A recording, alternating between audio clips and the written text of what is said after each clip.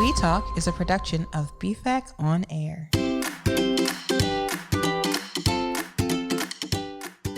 All right, we're just going to do it. Let's do it. Welcome back, everyone. Welcome back.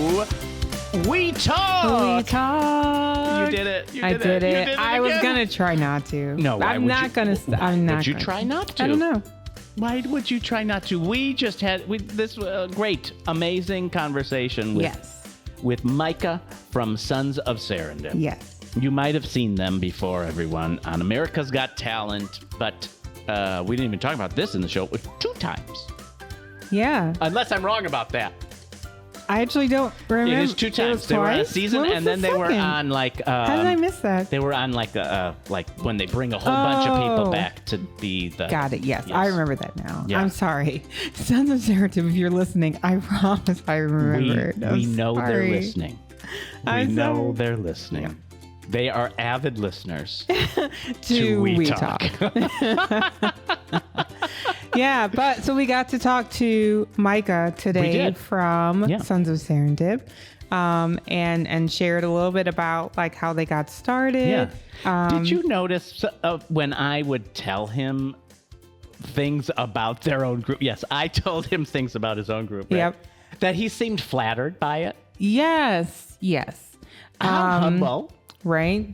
And and genuine. And it just, I think whenever you hear things about, I don't know, if they're like me, you kind of, don't necessarily expect people to kind of pull out like all these great things about what you're doing. Right. So I think it's cool to kind of just hear that and, from somebody, because Dominic, you've seen them perform before live. Yes. And so to be able to hear that about, something that you're doing for your living is just, I think that's just a really kind of honoring moment. So I think it was cool seeing how Micah reacted to that as well. It was really telling. Yeah. I think for who they are and to the kind of artists they are too. Yeah.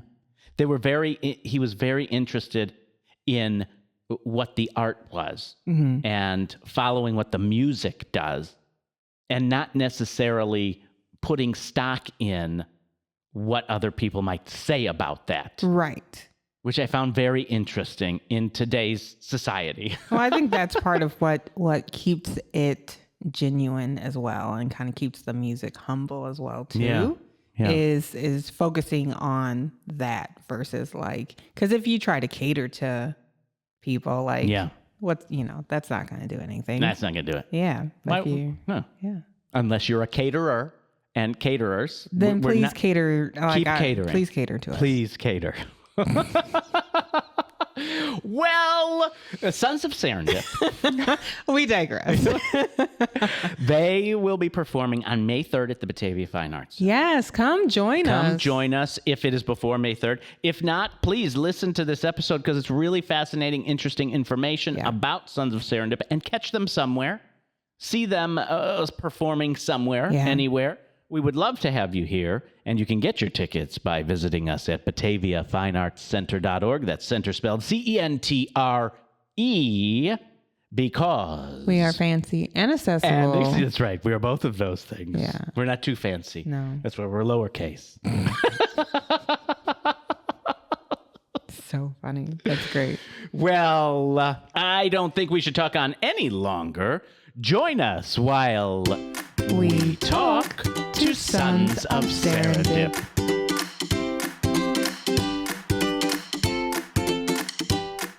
Welcome, Micah, to We Talk here, where Jen and I talk. Like to talk about things. So, Sons of Serendip. So the first thing I want to ask you about is the name. Okay? So it derives from serendipity, okay? And how does that relate to your group?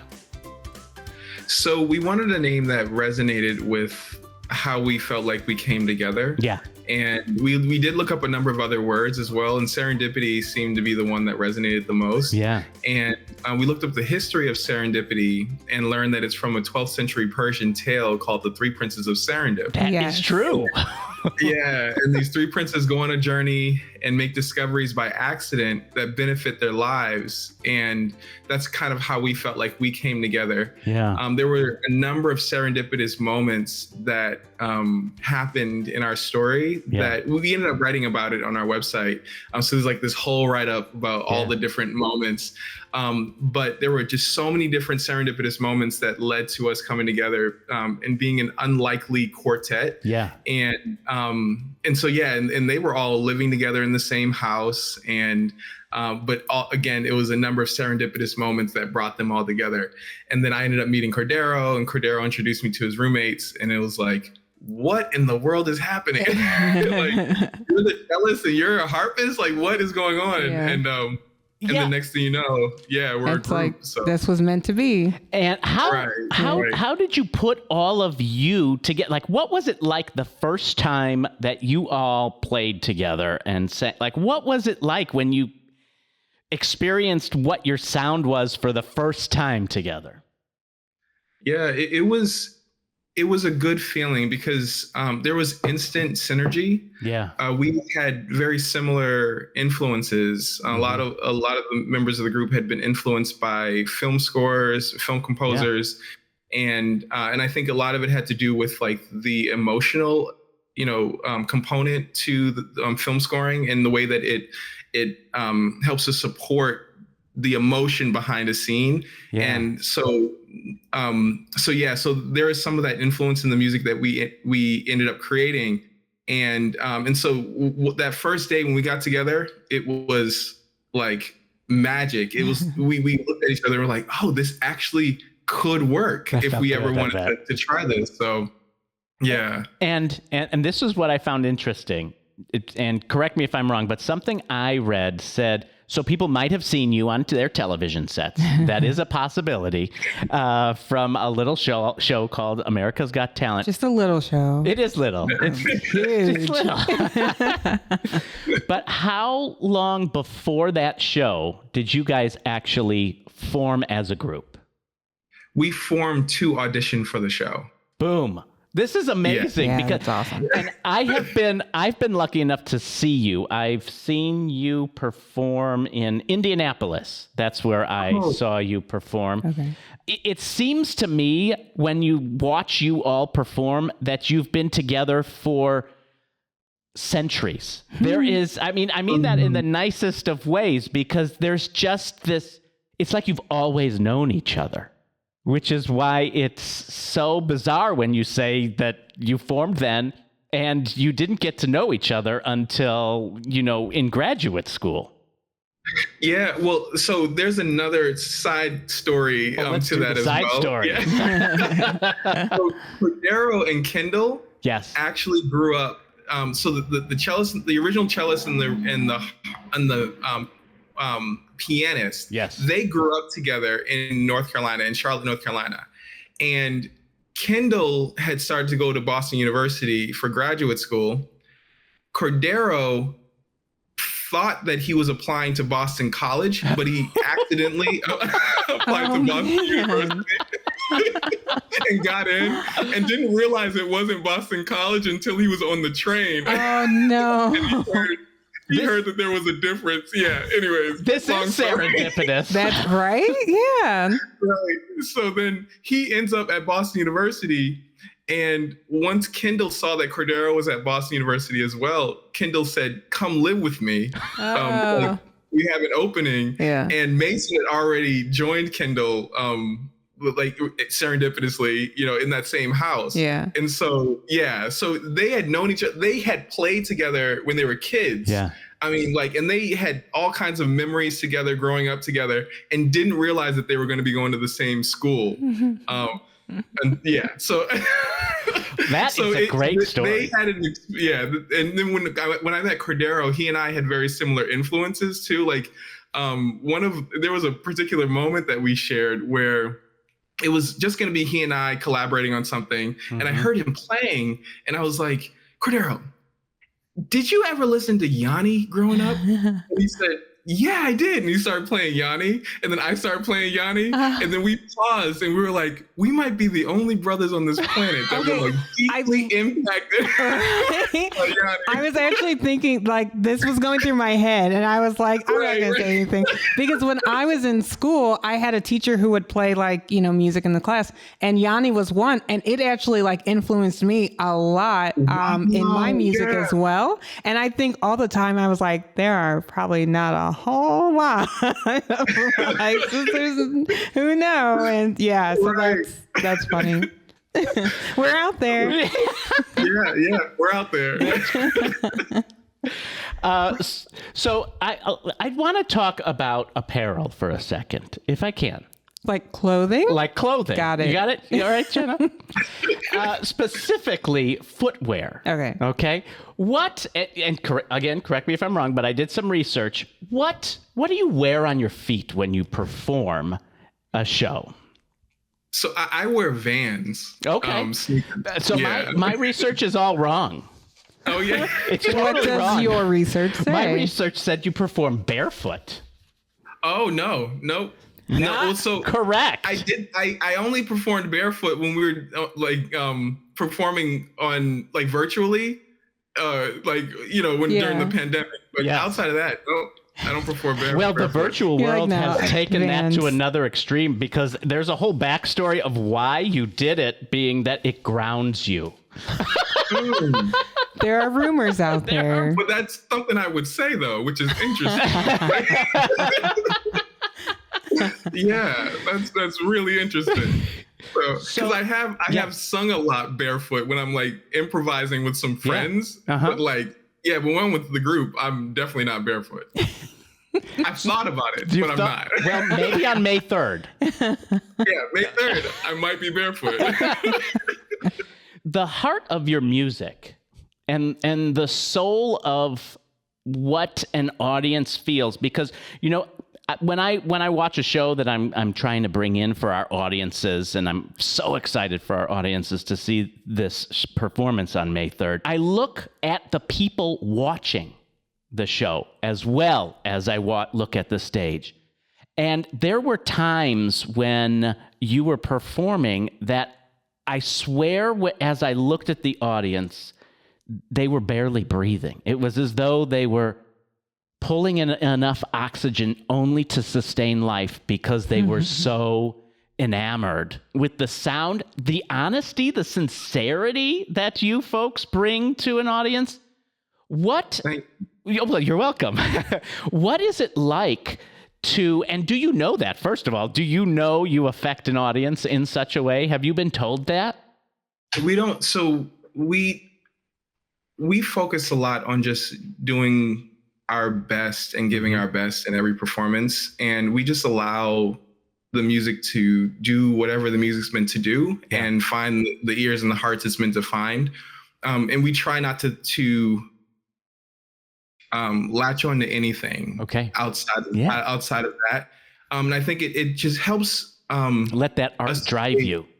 Yeah, exactly. Yeah. And just to stay open. And most of the hope is that people feel that we are able to create a meaningful moment with the audience. Yeah. It's not necessarily just about being on stage and performing for the audience, but it's about being present and sharing a moment together, and us being affected just as much as they are as well throughout the entire concert experience. And so that's how that's the mindset that we go into it with, is like, how can we be present? How can we stay open and also receive just as much as we're trying to give, and allow the rest of it to work itself out in the way it's meant to. There is, so there's a lot of talk about how the arts are a social prescription for people's lives, for them to have empathy and cause understanding and be in touch with their emotions and different things. And I think this is a perfect example of a show that is a highly needed social prescription for people, for human beings to breathe again. Does that make sense? Thank you, Dominic. Yeah. You're welcome. If you need a PR That's really person, beautiful. That's beautiful. Yeah. So you guys travel all over the place, right? Do you get time when you travel and you do things to still collaborate? How do you collaborate on new things, on new ventures, on new music? How do you decide what you want to do? I have a feeling I know where the answer is going to go, but what is that like when you perform so much to still create? So over the years, there was a time when we were all living in Boston, and so we would get together. We were rehearsing when we got off the show. We were rehearsing 6 to 8 hours a day, and it was just nonstop music together, creating together, and preparing for concerts.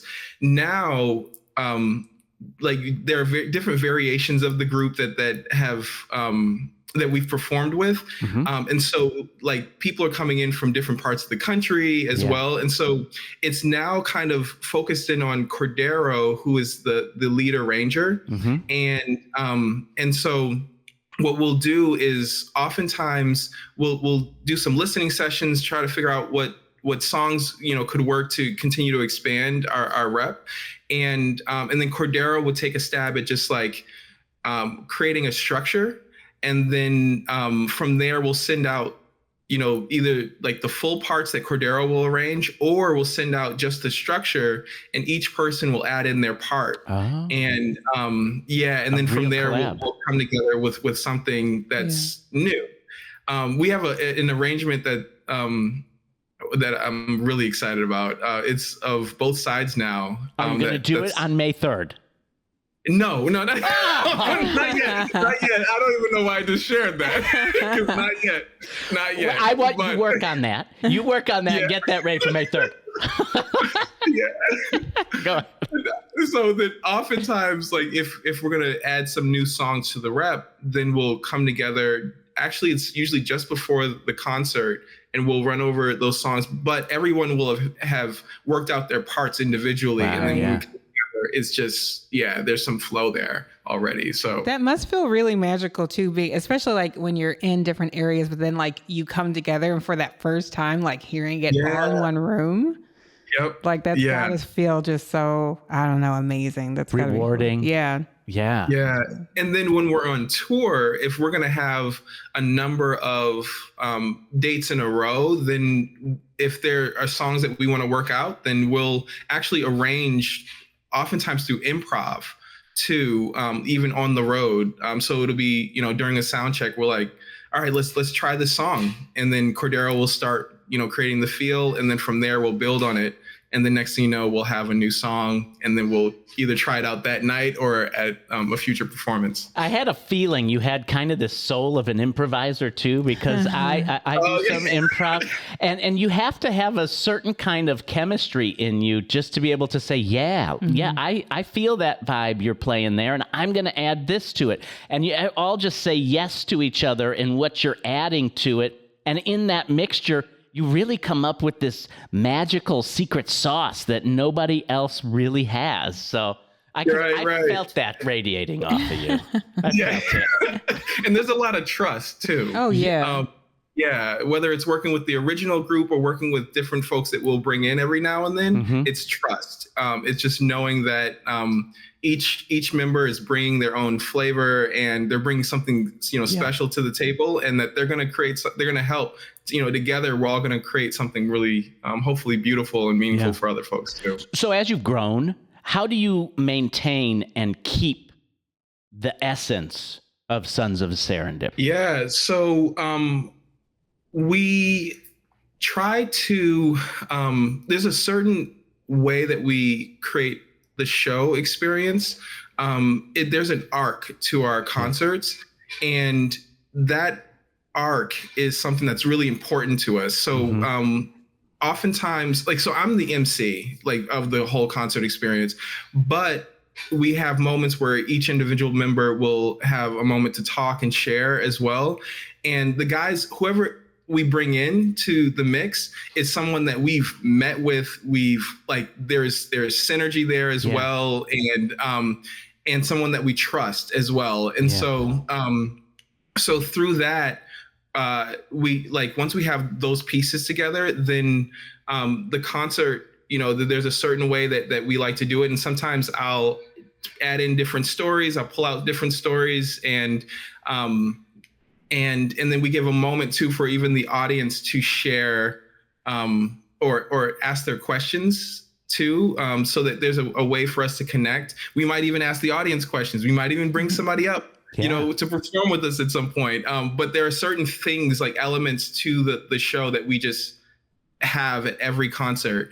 And I'll tell you a little bit about the arc. So oftentimes it's starting off with, a little bit of humor and lightness. And even with the stories we tell, like it'll be more on the lighter end. And then eventually it gets more and more reflective by the end of the concert. And then if we do an encore, if the audience, want that, then there's, another story that we'll share and end off with a particular song that I absolutely love. So I was going to ask you, what do you have like, I was going to ask favorite moments, but like, is there a favorite song or moment, I guess, that you have in your shows where you're like, this right here? And I'm sure all of it's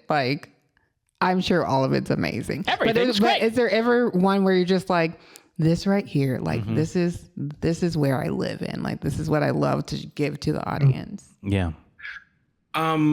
Hallelujah by Leonard Cohen. Oh, it's so good. I love that song. Oh my God. And the lyrics are rich and meaningful, and and the audience sings along as well with us, and it's that's my favorite song to sing. So. Yeah. It has I read people talk about you as this is almost a spiritual and reflective evening, not in necessarily a religious way, but in an emotional way, that it is so moving a day for people. So I can't wait for our folks to experience your show. I know. I'm going to give you one. If there is one little behind the scenes thing, because I know our audiences, they ask me this kind of thing. So if there's something from America's Got Talent that you feel you want to share that they might not know about, let's break that news here. What do you got on that? We're breaking news, everyone. Dominic wants the deets. You heard it here first. And it would be, See how much fun we have? yeah, you guys are great. Yeah. But what was it like to be on the show? Like, what is it? What did you see that they maybe don't see at home on how it's done? Epic. Oh yeah, it is so epic. Yeah, the sets that they create and the way that they're able to change these sets in between commercial breaks, like it is epic. So when we were on the show, what helped us too was that we took more of a collaborative, like encouraging mindset. Yeah. Like, because there was definitely more of like a competitive energy that the producers were encouraging. Yes. But it was so hard for us because we liked the people, that we were around. They were some of the most interesting folks that I've ever met in my life. And so we went into it thinking like, all right, we have no idea how long we're going to be on the show. So let's just have fun. Let's connect with as many people as we can, encourage people, like, and even if there's, they try to stir something up, don't give in. Just keep encouraging people and keep, making friendships, building relationships, because we just never know like where any of us are going to end up. Oh, and absolutely. And also like, there are some interesting folks that we met while we were on the show. And so that helped too to calm our nerves, because it wasn't a competition at that point. Then it was more like, this is what we have. Let's just share it to, the best of our ability and just let it be. But the sets that they created were incredible. And they have so many people that are working behind the scenes and so many moving parts, and it blew us away, just like seeing how they all, work together to create like this epic experience. That is Incredible. That's fun. Well, That's cool. Micah, thank you for joining us today and taking time out of your busy schedule. The show is on May the 3rd. Yes. You can if it's before May 3rd, 2025, you can still get tickets. You can still get tickets. It's possible. If it's after May 3rd and you listen to this entire episode for that show, not the one here, unless you're but you time heard a great traveler. episode, which there's people in the future that we may not know are time travelers, so it's possible, Jenna.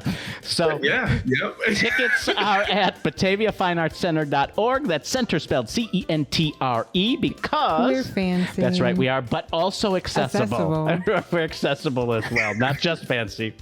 You don't have to come in a tuxedo, okay? But you can, and I will take a picture with you. That'd be amazing. That is right. Well, thank you, Micah, for joining us today while we talk to Sons of Serendip. We Talk is a production of BFAC On Air. You guys are great. Oh, man. Well, I love your energy. Okay.